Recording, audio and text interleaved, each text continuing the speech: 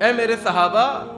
اگر تمہیں پتہ چل جائے کہ قیامت واقع ہونے والی ہے، قیامت وقوع پذیر ہونے والی ہے، وفی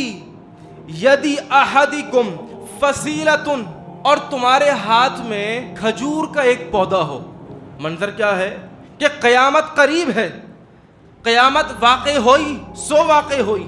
اور تمہارے ہاتھ میں ایک پودا ہے کہ جو کھجور کا پودا ہے، فَإِنِ اسْتَطَاعَ أَلَّا تَقُومَ حَتَّى يَغْرِسَهَا فَلْيَغْرِسْهَا۔ تو قیامت واقع ہونے سے پہلے اگر تمہیں اتنا سا وقت بھی مل جائے نا تو اس وقت کو غنیمت جانو، فوری طور پہ اس پودے کو زمین میں گاڑ دو۔ شجرکاری، یہ لفظ یہ آج کوئی اس دنیا کے اندر 21ویں صدی کے اندر متعارف نہیں ہوا، یہ 1400 سال سے چلتا ہوا آ رہا ہے۔ درختوں کو لگانا، شجرکاری کرنا، اور صحابہ کو نبی علیہ الصلوۃ والسلام تلقین کیا کرتے تھے